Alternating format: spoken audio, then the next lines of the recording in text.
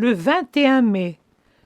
Père, je repense à notre dernier entretien et à votre souhait que je dise si je me suis rendu compte d'avoir fait un peu de bien aux âmes.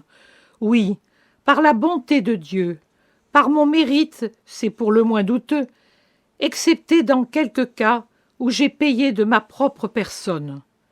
Jusqu'en 1923, j'ai essayé d'amener les âmes au bien, mais à un bien purement humain. Je me suis montrée droite, sérieuse, passablement bonne pour amener les autres à l'être également. Mais je n'avais pas d'objectif surnaturel. Disons que c'était une œuvre de bonification, strictement limitée à un code de morale humaine. L'idée de faire une chose agréable à Dieu, utile aux âmes, était étrangère à ma façon d'agir. J'obéissais à mon instinct, naturellement droit, me réjouissant même d'être cité en exemple. C'était peut-être le fruit de tant de prières pures faites au collège pendant l'enfance et l'adolescence, lesquelles m'obtenaient la grâce de rester bonne, du moins selon le concept humain, et d'amener ainsi d'autres à l'être.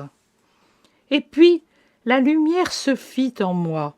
Je compris qu'il fallait élever la bonté du plan naturel à un plan surnaturel, se préoccupant non de l'utilité que peut avoir dans cette vie le fait d'être bon, mais de l'utilité qui en découlera pour la vie éternelle. Je compris qu'il fallait être bon et amener les autres à l'être, non pour notre joie, mais par courtoisie envers Jésus. Et voilà. Ayant trouvé cette vérité, je trouvai tout et tout changea. Tout mon mode d'existence se fonda sur l'amour et, par conséquent, ma façon d'agir changea de méthode et d'aspiration.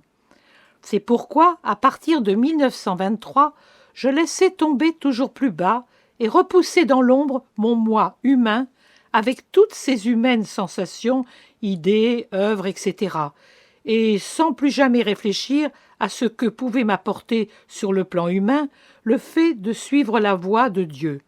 Je m'occupais seulement de cette voie dans laquelle je m'engageais en aspirant en amener beaucoup à ma suite. La première créature amenée à Dieu par la parole et la prière, je vous l'ai déjà dit, fut une petite vieille de plus de 70 ans, et puis, d'une façon ou d'une autre, j'ai pêché bien d'autres petits poissons que j'ai mis dans le vivier du Seigneur. Malheureusement, j'en ai eu de si vifs qu'aussitôt pêchés, ils se sont esquivés, préférant la fange et l'eau putride et stagnante à l'onde pure, cristalline, béatifiante du divin vivier. Mais les quelques désertions, les défaites ne m'ont pas effrayé. J'ai quand même continué à parler de Dieu, même lorsque j'avais la conviction de parler à un cœur impénétrable. J'ai continué à parler et agir sans me soucier des ironies, des impolitesses, des déceptions. Quelque chose restera bien dans ces cœurs, vous ne pensez pas? Dieu fera le reste. Les défaites servent à me montrer que, sans l'aide de Dieu, je suis moins que rien. Les victoires, elles, servent à me montrer que la bienveillance de Dieu est si grande et si paternelle qu'elle est toujours prête à nous écouter quand nous demandons des choses justes et à nous venir en aide quand nous nous donnons du mal en son honneur. Je vous ai parlé de cette petite fille sauvée de la mort. Je ne me répéterai pas. De vive voix, je vous ai dit que pas un de ceux que j'ai recommandés au Seigneur parmi les combattants n'a péri. Je peux aussi ajouter que j'obtiens un grand nombre des choses que je demande au nom des autres. Je dirais même qu'il est bien difficile que je ne les obtienne pas. Jésus est si bon qu'il ne me refuse rien de ce que je lui demande pour mes frères. C'est avec moi qu'il est plus réticent pour les choses que je demande pour moi-même. Mais cela dépend peut-être du fait que je prie davantage pour les autres que pour moi, et aussi que pour moi, je n'ai pas recours à certains moyens draconiens qui mettent Jésus dans l'impossibilité de refuser. C'est peut-être aussi que je sais dire merci à Jésus lorsqu'il m'accorde une faveur. Ils sont peu nombreux, ceux qui savent lui dire ce merci, qu'on ne refuserait même pas au balayeur qui nettoie le trottoir. On traite le bon Dieu comme un serviteur obligé de nous contenter. Et le bon Dieu souhaite tellement s'entendre dire « Merci, Père ». De mes filles, je peux affirmer que j'ai laissé en elles une trace qui ne disparaîtra pas, même si, pour l'instant, elle semble détruite en une d'elles au moins. C'est vrai de mes amies aussi et de mes anciennes auditrices du temps où je donnais des conférences.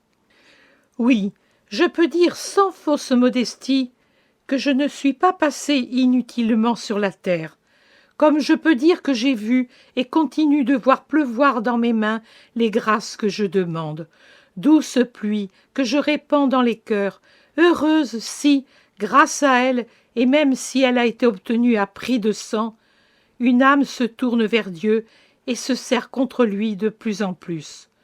Je suis tellement contente quand j'entends dire d'un de ceux pour qui j'ai prié « J'ai obtenu la grâce », contente parce que je pense qu'en cet instant, celui-là a le cœur heureux et il est donc bon. Contente parce que je suis de plus en plus convaincue que Jésus m'aime. Une de mes religieuses, maintenant mère provinciale à Rome, dit ouvertement qu'elle s'est aperçue que j'obtiens ce que je demande et que, par conséquent, elle compte sur moi. Oh, mais la pauvre Maria obtient tout parce qu'elle a su faire, comme Jésus, se mettre en croix. Et puis, faire confiance à Jésus, avec une confiance beaucoup plus grande que celle que j'avais en mon Père. Beaucoup n'obtiennent pas la grâce parce qu'ils ne savent pas se tourner vers Dieu comme vers un père, un frère, un époux, et qui lui parlent avec affectation.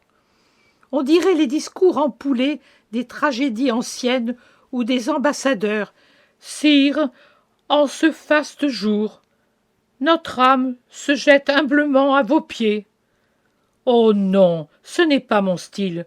Moi je parle à Jésus avec le sourire, avec les larmes. Je lui parle avec simplicité, avec insistance, avec assurance, jusqu'à ce qu'il sourie. Et lorsqu'il sourit, la grâce est certaine. Et ce n'est pas parce que je demande peu. Je suis une quêteuse jamais satisfaite.